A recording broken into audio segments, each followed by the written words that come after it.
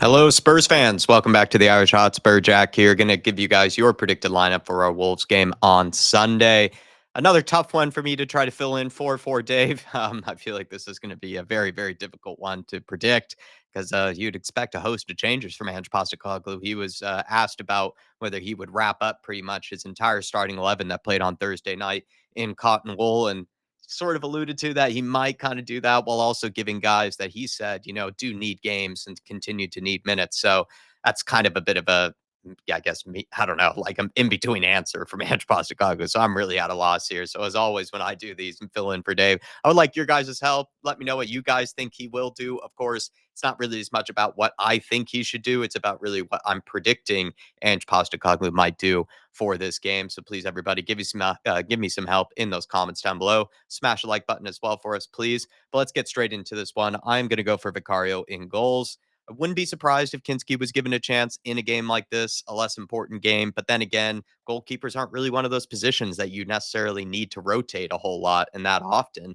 And Vicario would be if he does make a lot of changes in other areas of the pitch and leaves off maybe a Sonny or Madison, players like that.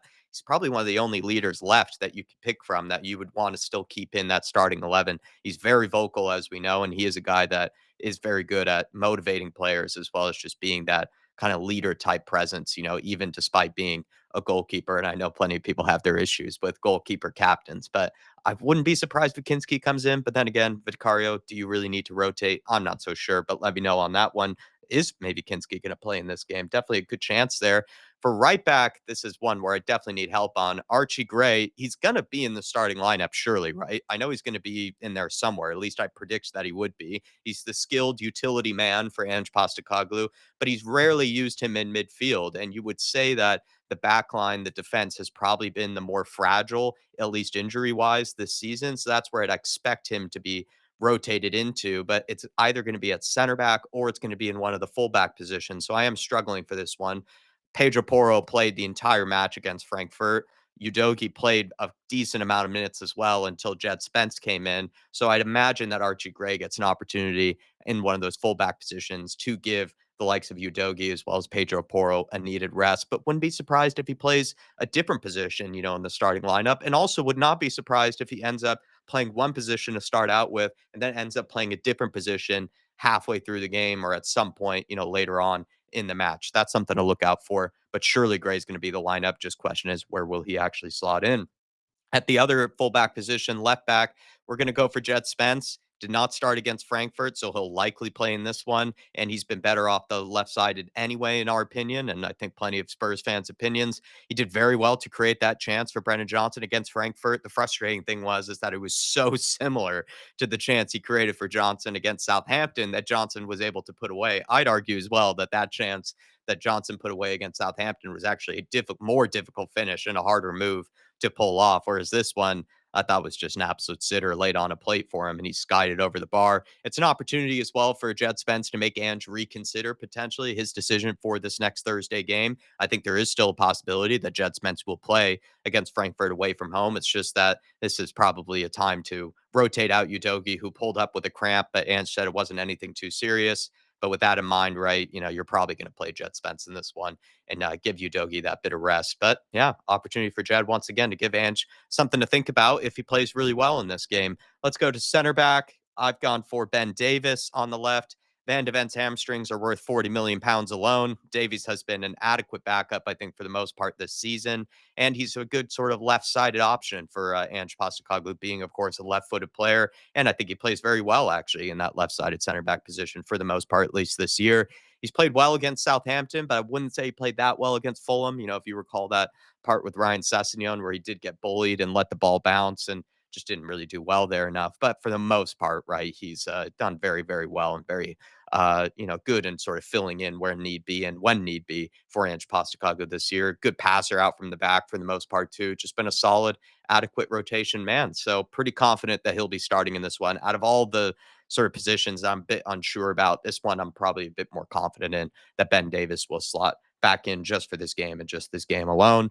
For right-sided center back, I've gone for Romero. I would not be surprised to see Gray play here and then maybe actually see Pedro Porro play at the right back position, because Pedro Porro is a bit like a Kulusevski where he's kind of just been rolled out no matter what. He's not really had any real injury issues this year, but he did play again, the full 90 minutes against Frankfurt. So you wonder if Archie Gray would maybe rotate in for the likes of Porro instead. And also, it was brought up before by Ange Postecoglou, but he did say that, him playing or Romero playing for Argentina over the international break was good for him. And just getting as many minutes back into his legs, for these important games, is good for him because we want to have the best Romero possible. When he first came back, he looked a little shaky and a little nervy. And so I just think the more minutes Romero gets, the better he'll start to, sort of look and we'll start to see, him back in his best form. I'd argue he's been playing very, very well recently. So I think he'll probably play in this one. And then at some point might be rotated out, or I don't know, maybe Archie Gray will rotate in his position. Hard to say, really. This is one of the other ones I'm quite unsure about. So feel free to help me out in the comments below. And like I said, I think he's been playing really, really well in recent games against Southampton. I thought he played great against Frankfurt. I'd argue he's actually secretly very good against Chelsea. I thought he was actually one of the better players in that game, especially playing out from the back. Some of the passes that he was making to get us out from under pressure was brilliant. So I think he is definitely crucial for this team and when we are trying to build out moves, especially if we are being pressed. So I'm going to go for Romero on this one. Also, technically one of the leaders as well. If you are going to leave out a Madison or a Sonny in this game, but let's go into midfield. Again, this is going to be tough, but I'm going to go for Basuma. Bentancur, in my opinion, put in a real man of the match shift against Frankfurt and probably deserves a rest. And it looks like Bentancur is right now the absolute preferred player in those deeper lying areas of Ange Postecoglou's midfield. Basuma seems to be out the door, and this is probably an opportunity for Ange and Spurs to put him in the shop window if he does put in a good performance here in a less important game. You could see him going to a club like Wolves or maybe back to a club like Brighton or some of the clubs that maybe there's just a less of a spotlight, less pressure, that type of thing. So I wonder if I wonder if Basuma, sorry, might end up, at a club like Wolves, next season. Just something to consider. Ange had some criticism though for his performance against Fulham last time. I remember him starting a game, and I don't really blame Ange. He can only protect players so much. We've said before he's a manager that doesn't like to throw guys under the bus. But Basuma has been given, I think, so many chances by this manager, and he's been given a lot of love by this manager. And I don't think Basuma has necessarily returned it with the season, with being on the balloons, right before the beginning of the season. And then also, I just feel like positionally, he's someone that gives me a lot of nerves. He tends to drift out of position, tends to get caught napping as well. When he's in possession, he often kind of, in my opinion, doesn't move it quickly enough compared to someone like Bentancur, and his touch as well at times can be a little shoddy. There are moments where he has the touch of a truck in midfield, despite being a deeper lying midfielder, or at least a midfielder of some kind, whatever position you think he is best in. But I would expect Basuma to come back into the lineup here, and an opportunity for him to maybe give Ange something to think about, for Thursday night if he is going to rotate him in. And then the other center mid I'm going to go for is Pop Matasar. I think Bergvall is clearly the preferred option right now for Ange Postecoglou, but I think Sarr is an excellent backup to consider, for right now. He works hard, he gets stuck in, he can pop up with the goal. This is something about Sarr. I think he has some of the most goal contributions of any of the midfielders in the Spurs team this season. So that is something to look at. And it's a good opportunity for him in a less important game to maybe give Ange something to think about as, one of his impact options off of the bench Thursday night. I'd expect Bergvall to start this next Thursday night in Frankfurt, but he will at some point, especially if it goes to extra time, that type of thing, to think about rotation options, impact options off the bench. And if Sarr plays well in this game, he would give Ange, that further confidence that he can rely on someone like him to rotate into the team for that important game this next Thursday night. This is another tough one. I think the Basuma and Sarr ones were like easier to pick. Really, again, one of the ones I'm a bit more confident in. This one I'm a little less confident in. James Madison looked really frustrated to be taken off against Frankfurt. Personally, I don't think he should have, but again, that's not really as important for this video. I'm just trying to predict what Ange might go for. But the fact that Madison was frustrated, you wonder if Ange just, keeps Madison happy to some degree, starts him in this game, then probably looks to take him off in like the 60th minute or something like that for this game. We also as well don't have Kulusevski back for this game. So you think you still have to have some type of creative presence in that midfield for Ange to be able to use and rely upon. So I wouldn't be surprised though if someone else ends up playing here. Maybe he just plays Bergfall, Sarr, and Basuma, and gives Madison that needed rest. or he looks to play Madison in this one and then rotate in maybe someone like a Bergvall for the final minutes or something else. You never know. This is a tough one because there really is only one real designated number 10 like midfielder right now for us to pick from since Kulusevski is still injured at this moment in time. But yes, yeah, I'm going to go for Madison, Basuma, and Sarr in the midfield. Let me know if you think something else might be happening in Ange Postecoglou's decision making for this Sunday. Then for left wing, I've gone for Matisse Tell. I feel like Matisse Tell is going to start. Question is, where will he start? I would prefer it to be Mikey Moore, but Ange hasn't used him much this season. And again, it's not really about what I would prefer. It's just what I predict Ange will do. But it would be nice to see Mikey Moore be given an opportunity in a game like this. Remember, rumors have been mixed with Spurs buying him or not. So that's kind of part of the rationale, I think, why he would be played in this game. It's another opportunity for us to see whether he would be worth that 60 plus million that I believe we would have to pay if we wanted to bring him in on a permanent deal. Sonny needs rest. Matisse Tell can play in off the left.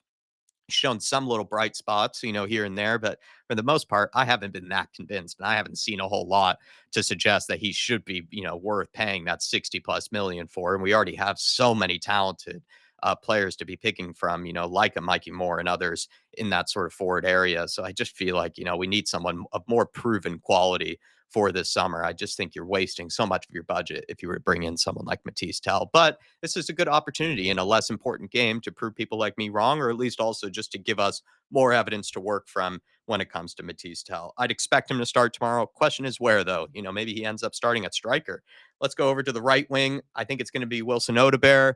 He was given a rest against Frankfurt, potentially to do with the hamstring issue, but he did train on Friday, so it's maybe nothing that serious. He's a very different player to Brendan Johnson. Brendan Johnson, we know, is so good at showing up at the right place at the right time to get a goal scoring opportunity, whereas Wilson Odebear is more of a guy to provide goal scoring opportunities for others. He runs out as fullback. He's very dynamic. I think he's very safe with the ball, but he is good at causing problems and running at players. I think he's a very tidy player. I think he's a very pleasing player to watch.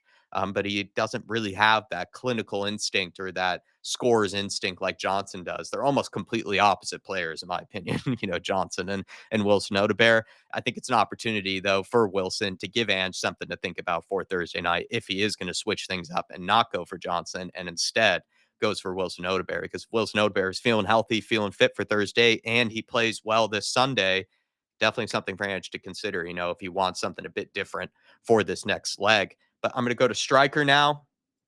I'm going to go for the pigeon. I'm going to go for Richarlison. He's back. Surely he'll get some minutes in this game. Maybe he'll start with Solanke, then rotate Richarlison in again, give Solanke like 50 to 60 minutes, give Richarlison about 30. We know how fragile this guy is. So this might be more of a risky prediction in terms of him actually starting, but I would expect him to get some minutes in this game. And it is also maybe an opportunity if Richarlison plays well for Ange again to reconsider, would he start Solanke in the next leg, or does he then look to bring in Richarlison sooner rather than later if he plays well in this Wolves game? And there's again a chance that maybe Richarlison just doesn't start in this game, that maybe gets some minutes off the bench. He gives Solanke a total rest, but then brings Richarlison in later. I think there's a chance that Matisse Tell could play down the middle. Then maybe someone like Johnson or Sonny is still kept in the lineup, and then you play Wilson either on the left or the right. I'd expect Matisse Tell and Odebear to play in this game, but I'm unsure about whether he's going to make a host of changes to the forward line in this one. So maybe there's still that chance that Johnson plays or Sonny plays in this game, and then Odebear is shifted someplace else, and then Matisse Tell plays down the middle. But let me know, everybody, on this predicted lineup. What do you think Ange Postecoglou is going to do? Give me your score predictions as well. Smash the like button, please, for all the content that we're trying to do over the weekend and in general ahead of these big games. And I'll see you for the match day festivities on Sunday. Come on, you Spurs, as always.